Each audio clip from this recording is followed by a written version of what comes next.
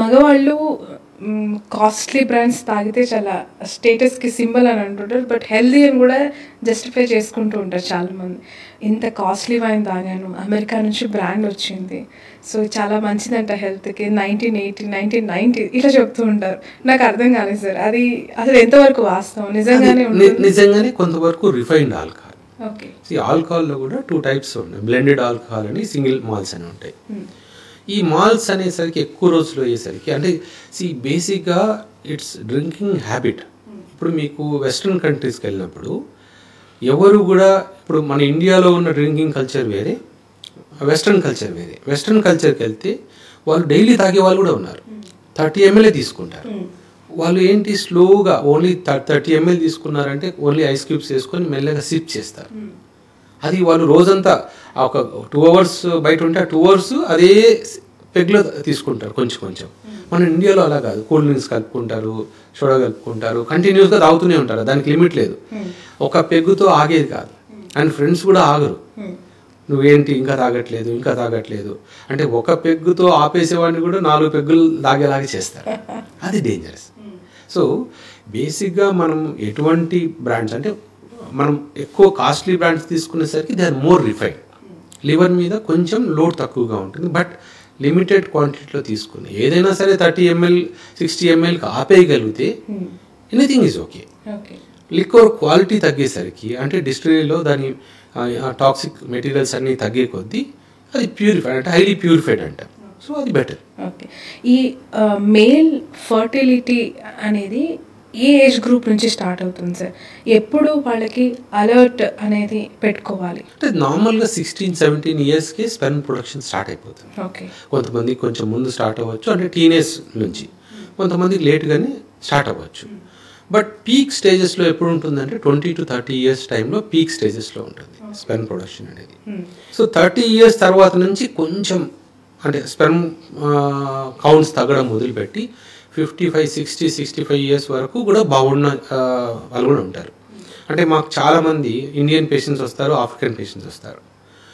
Indian పేషెంట్స్కి అంటే అది జెనెటిక్గానే ఇండియన్ పేషెంట్స్కి 45-50లోనే చాలామందికి స్పెర్మ్ కౌంట్ తగ్గిపోతుంది. మాకు ఆఫ్రికన్ పేషెంట్స్ ఏంటంటే వాళ్ళకి మ్యారేజ్ ఏజ్ గ్రూప్ అనేది లేదు, వాళ్ళకి అమ్మాయిలు ఎక్కువ అబ్బాయిలు తక్కువ. సో వాళ్ళు ఏంటంటే మల్టిపుల్ మ్యారేజెస్, ఏ ఏజ్లో అయినా వాళ్ళు లీగల్గా మళ్ళీ మ్యారేజ్ చేసుకుంటుంటారు, డైవర్స్ తీసుకుంటుంటారు. మేము 75 years 80 years కూడా వస్తారు కొంతమంది వచ్చి. సో కొన్నిసార్లు వాళ్ళు అడిగేదే మమ్మల్ని, డాక్టర్ నాకు పిల్లలతో ప్రాబ్లం లేదు, నాకు చాలామంది ఉన్నారు, నాకు ఓన్లీ సెక్షువల్ ప్రాబ్లమ్స్ ఉన్నాయి, దాని మందులు ఇవ్వండి అనే వాళ్ళు కూడా అంటారు. సో అది ప్రాబబ్లీ వాళ్ళ జెనెటిక్స్ అవి వేరే. సో మన ఇండియన్ సినారియోకి వచ్చేసరికి 45-50 yearsకి వచ్చేసరికి చాలా వరకు స్పెర్మ్ క్వాలిటీ తగ్గిపోతుంది, ప్రొడక్షన్ కూడా తగ్గిపోతుంది, క్వాలిటీ కూడా తగ్గిపోతుంది. సో ఇప్పుడు చాలా మంది టెకీస్ ఉన్నారు, software employees work from home చేస్తూ ఉన్నారు. మనం రోజు వాడే ఈ సెల్ ఫోన్ చాలా మంది ఇలా జేబులో పెట్టుకుంటారు, లేదంటే కింద పాకెట్లో పెట్టుకుంటారు, చేతి ముందు laptop, always they will browse. అవి ఆటం బాంబులు అనే విషయం చాలా మందికి అర్థం కాదు. దానివల్ల పడుతున్న ఇబ్బందులు వాళ్ళకి ఇప్పటికీ తెలియకపోయినా లాంగ్ టర్మ్లో వాళ్ళు తెలుసుకునే స్టేజ్కి అంతా అయిపోతుంది. సో ఎంత అలర్ట్గా ఉండాలి వీటి విషయం? అంటే ఒకప్పుడు ఈ ప్రాబ్లమ్స్ ఉండేది. యాక్చువల్లీ మీరు అన్నట్లు మొబైల్ ఫోన్స్కి రేడియేషన్ లెవెల్స్ చాలా హై ఉండేవి. ఇప్పుడు ప్రతి మొబైల్ ఫోన్కి సార్ వాల్యూ అని ఉంటుంది. సో ఇప్పుడు వచ్చే మొబైల్స్ అన్నీ చాలా వరకు సేఫ్. సో ఒకప్పుడు 10 years బ్యాక్ ఎప్పుడైతే మొబైల్ ఫోన్స్ వచ్చాయో అప్పుడుతో ఇప్పుడు చూసుకుంటే అప్పుడున్న స్మార్ట్ ఫోన్స్కి ఇప్పుడున్న స్మార్ట్ ఫోన్స్కి చాలా డిఫరెన్స్ ఉంది.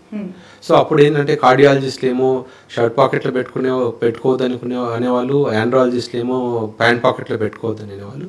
ఇప్పుడు జనరల్లీ ఏమి కాదు, most of the mobiles are safe.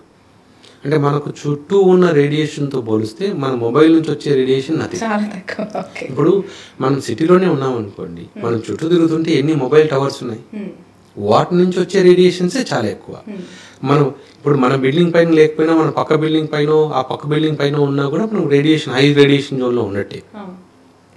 కాకపోతే మొబైల్ ఫోన్కి వచ్చేసరికి అవసరం ఉన్నంత వరకు పాకెట్లో ఉండి జర్నీ చేసేటప్పుడు, ఆఫీస్కి వెళ్ళగానే లేకపోతే ఇంటికి వెళ్ళగానే టేబుల్ మీద పెట్టేసి వాడుకోవాలి.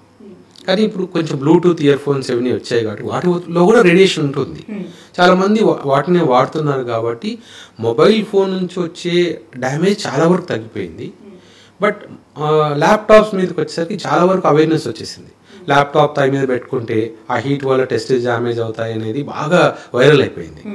సో అందుకని ఇప్పుడు చాలామంది ఏదైనా ప్లాంక్ పెట్టుకుని వాడడము లేదా టేబుల్ మీద పెట్టుకుని వాడడము మాకు పేషెంట్స్ రాగానే చెప్తున్నాను, నేను ఎప్పుడు వాడినా సార్, నాకు అవేర్నెస్ ఉంది అంటే బేసిక్గా ఆ లెవెల్కి రీచ్ అయిపోయింది.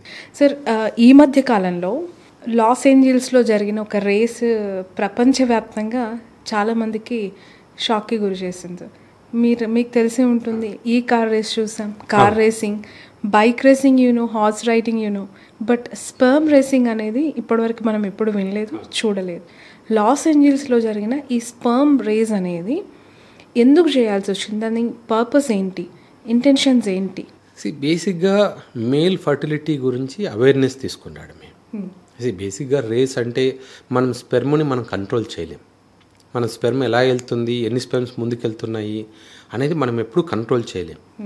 కాకపోతే ఆ రేస్కి మెయిన్ ఉద్దేశం ఏంటంటే మగవాళ్ళలో ఫర్టిలిటీ లెవెల్స్ తగ్గిపోతున్నాయి. సో మీరు ఆ అవేర్నెస్ ఎప్పుడైతే పెరుగుతుందో దాని గురించి డిస్కషన్ స్టార్ట్ అవుతుంది. ఇప్పుడు ఆ స్పెర్మ్ రేస్ గురించి స్టార్ట్ అయినప్పుడు బ్యాక్గ్రౌండ్లో ఎందుకు చేయాల్సి వచ్చిందని పెరుగుతుంది. తర్వాత అసలు ఎందుకు తగ్గిపోతుంది అనే దాని గురించి అవేర్నెస్ వస్తుంది, చర్చ జరుగుతుంది. సో ఎలాంటి ఫుడ్స్ తీసుకోవాలి, ఎలాంటి కేర్ తీసుకోవాలి, ఇవన్నీ కూడా ఆ బ్యాక్గ్రౌండ్ మెసేజ్ ఒక థింగ్ హైలైట్ చేసి దాని చుట్టూ మేల్ ఫర్టిలిటీ ఇంపార్టెంట్ని మనము హైలైట్ చేయడానికి చేసిన రేసే. బేసిక్గా అక్కడ ఏం చేశారంటే ఇద్దరిని తీసుకొని, అంటే ఆ ఇద్దరిని స్పెర్మ్ మొటిలిటీ పెరగడానికి మెడికేషన్స్ బాగా ఇచ్చి చేశారు. కానీ బట్ బేసిక్గా మనం గుర్తుపెట్టుకోవాల్సింది ఏంటంటే స్పెర్మ్ ఓన్లీ స్పీడ్ అనేది ఇంపార్టెంట్ కాదు. ఇప్పటికి కూడా మనకు స్పెర్మ్ సీమెన్ అనాలిసిస్ మనం చేసుకున్నప్పుడు సీమెన్లో 3 ఇంపార్టెంట్ ఫ్యాక్టర్స్ ఉంటాయి. ఎంత కౌంట్ ఉంది, ఎన్ని మొటైల్ స్పెర్మ్స్ ఉన్నాయి, వాటిల్లో ఎన్ని నార్మల్గా ఉన్నాయి. అన్నిటికన్నా ముఖ్యం ఏంటంటే ఆ థర్డ్ది మార్ఫాలజీ అంటాం. అంటే ఇప్పుడు 100 స్పెర్మ్స్ ఉండి 100 స్పెర్మ్స్కి 100 స్పెర్మ్స్ అబ్నార్మల్గా ఉన్నాయనుకోండి, మనకి యూజే లేదు. సో ఇప్పుడు ఇంకా అడ్వాన్స్డ్ టెస్ట్లు కూడా వచ్చాయి.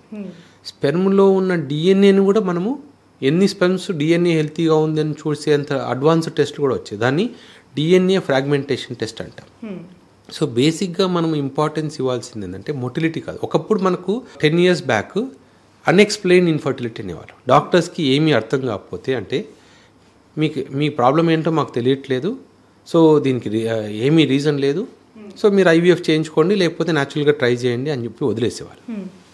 అప్పుడు ఏవైతే మనం అన్ఎక్స్ప్లెయిన్ అనుకుండే వాళ్ళమో ఇప్పుడు ప్రతిదానికి మనకు ఒక ఆన్సర్ దొరికింది. మగవాళ్ళలో మెయిన్ ఆ దొరికిన ఆన్సర్ ఏంటంటే డిఎన్ఏ డ్యామేజ్. సో ఇక్కడ స్పెర్మ్ అనేది ఒక వెహికల్ మాత్రమే. మేల్ డిఎన్ఏని ఒక పార్ట్, చిన్న ముక్కని తీసుకెళ్ళి ఎగ్ దాకా తీసుకెళ్ళడమే ఈ స్పెర్మ్ యూజ్. కానీ మనం ఏం చూస్తున్నాము సీమెన్ అనాలిసిస్లో, ఎన్ని స్పెర్మ్స్ ఉన్నాయి, ఎన్ని మూవ్ అవుతున్నాయి, ఎన్ని సూపర్ఫిషియల్గా నార్మల్గా ఉన్నాయి అనేది చూస్తున్నాం. కానీ వాటిల్లో ఎన్ని స్పెర్మ్స్కి ఫర్టిలైజింగ్ అబిలిటీ ఉంది అనేది మనం చూడట్లేదు. సో ఆ అబిలిటీని మనం కనుక్కోవాలంటే ఇప్పుడు డిఎన్ఏ ఫ్రాగ్మెంటేషన్ టెస్ట్ చేస్తే దాంట్లో అసలు ప్రాబ్లం ఏంటి, ఎన్ని స్పెర్మ్స్కి అసలు ఫర్టిలిటీ వచ్చే ఛాన్స్ ఉంది, అది మనం కనుక్కోవచ్చు.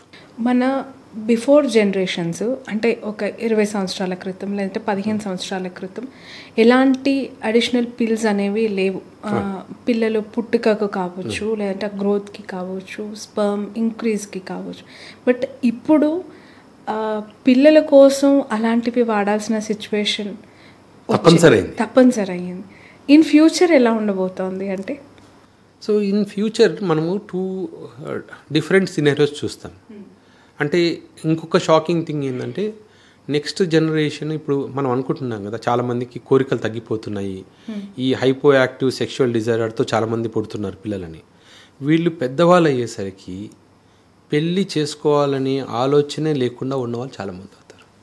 ఇప్పుడు కూడా మీరు చిన్నపిల్లల్ని చాలామందిని అడగండి, మీకు తెలిసిన చిన్నపిల్లల్ని ఏమవుతావంటే చాలామంది నేను పెళ్ళి చేసుకోను అనేవాళ్ళు చాలామంది పెరిగిపోతున్నారు. నెక్స్ట్ మనకు మేజర్ ప్రాబ్లం అదే. అసలు పెళ్ళంటేనే ఇంట్రెస్ట్ లేని జనరేషన్ నెక్స్ట్ జనరేషన్ వస్తుంది. ఓకే. సో అప్పుడు ఫర్టిలిటీ మా వాళ్ళ అవసరమే కూడా ఉండదు, ఎందుకంటే పెళ్ళి చేసుకోము అన్నప్పుడు ఇంకా అవసరమే లేదు. సో అది చాలా మేజర్ ఫ్యాక్టర్. ఇంకొకటి నెక్స్ట్ జనరేషన్కి చాలా వరకు ఇప్పుడున్న జనరేషన్కి నెక్స్ట్ జనరేషన్కి చాలా డిఫరెన్సెస్ కనిపిస్తాయి.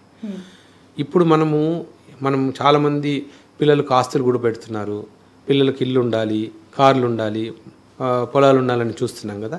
నెక్స్ట్ జనరేషన్ కిడ్స్కి అవన్నీ ఇంట్రెస్ట్ ఉండదు. స్థిరాస్తుల మీద కానీ ఇంట్రెస్ట్ లేని వాళ్ళు చాలామంది ఉంటారు. Only rented houses, rented cars, నెలకు వస్తే శాలరీ వస్తే ఖర్చు పెట్టుకునే వాళ్ళు ఎక్కువ మంది అవుతారు. సో ఇవన్నీ కూడా పోతాయి నెక్స్ట్ ఒక 10 yearsలో చూస్తే. ఇవన్నీ వచ్చే చేంజెస్. తర్వాత మనము ఈ నెక్స్ట్ జనరేషన్కి వచ్చేసరికి టాబ్లెట్స్ తీసుకుంటేనే, అంటే మనం ఇప్పుడు కూడా మేలుకొని మళ్ళీ యంగ్ ఏజ్లోనే పెళ్ళిళ్ళు చేయడం మొదలు పెడితే మళ్ళీ ఫర్టిలిటీ రేట్స్ పెరుగుతాయి. సో అప్పుడు ఫర్టిలిటీ సెంటర్స్ అవసరం ఉండదు, మాలాంటి డాక్టర్స్ అవసరం కూడా ఉండదు. ఇవన్నీ కాకుండా మనం ఇట్లాగే ఉంటే ఏదైనా పిల్లలు కనాలంటే కంపల్సరీ ఏఏ కావాలి. నెక్స్ట్ జనరేషన్కి ఈవెన్ ఇప్పుడు ఆల్రెడీ మనకు ఫర్టిలిటీలో కూడా ఏఏ వచ్చేసింది. సో ఇప్పుడు ఎంబ్రియాలజిస్ట్ అవసరం లేదు, అన్నీ రోబోట్సే చేస్తున్నాయి. అవే స్పెమ్స్ని ఏ స్పెమ్ కావాలో పికప్ చేసుకుంటుంది, ఏ ఎగ్ కావాలో పికప్ చేసేసుకుంటుంది.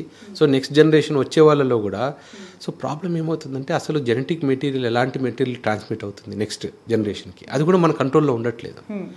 మనం సిస్టమ్ చేంజ్ అయ్యి మళ్ళీ మ్యారేజెస్ అన్నీ తొందరగా, అంటే ఎర్లీ మ్యారేజెస్ సిస్టమ్కి రాకపోతే నెక్స్ట్ పాపులేషన్ ఆటోమేటిక్గా కంట్రోల్ అయిపోతుంది. సో రెండోది అసలు ఏదైనా డాక్టర్స్ పిల్లలు కావాలంటే కంపల్సరీ డాక్టర్ దగ్గరికి వెళ్ళాలి, పిల్లలు వద్దనుకుంటే అసలు పెళ్లి చేసుకునే వాళ్ళు కూడా ఉంటారు. ఓకే సార్, మీరు ఇంతకుముందు అన్నారు ఏఐ బేబీకి సంబంధించి రీసెంట్గా మెక్సికోలో జరిగిన బర్త్ ఏఐ అసిస్టెడ్ బేబీకి సంబంధించి చాలా షాక్కి గురి చేసింది సార్. అది ఓకే, ఇప్పుడు కన్సీవబుల్ లైఫ్ అనే ఆర్గనైజేషన్ ద్వారా బేబీ వచ్చేసింది, మనం మాట్లాడుకుంటున్నాం. But in future next coming డేస్లో ఒక తల్లి తండ్రి తమకి పుట్టబోయే బిడ్డ ముక్కు ఎలా ఉండాలి, కళ్ళు ఎలా ఉండాలి, ఏ కళ్ళు ఏ రంగులో ఉండాలి, డిజైనర్ బేబీస్ అంటే అది కూడా బొటిక్ ఓరియంటెడ్గా వాళ్ళే స్కెచ్ చేసేసి గ్రాఫ్ వేసేసి ఇస్తే దానికి తగ్గట్టు పిల్లల్ని ఇస్తుంది ఏఐ అనేది నిజం అంటారా? అది జరగబోతుందా? నాకు చాలా షాకింగ్గా అనిపిస్తుంది. ఇప్పుడు అసలు పెళ్ళే చేసుకోకూడదు అనే వాళ్ళు కొంతమంది ఉన్నారు, పెళ్లి చేసుకున్న పిల్లలు కనకూడదు అనే వాళ్ళు చాలా మంది ఉన్నారు.